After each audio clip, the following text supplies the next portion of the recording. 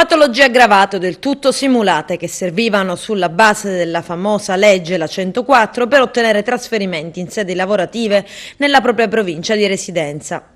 3 anni dopo il blitz della polizia, scattato il 22 settembre del 2014, la procura di Agrigento tira le somme del terzo filone di inchiesta.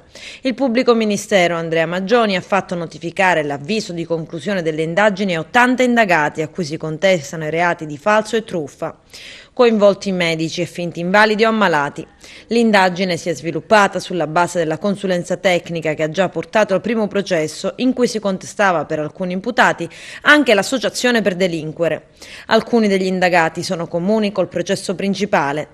Il primo nome della lista è proprio quello del favarese Antonio Alaimo, il bidello che avrebbe organizzato con la complicità di faccendieri e pubblici funzionari le sceneggiate dei finti trasporti in ambulanza per sottoporsi alla visita in commissione di invalidità, salvo poi scendere e procedere a piedi dopo aver acceso una sigaretta con la convinzione di non essere visti da nessuno.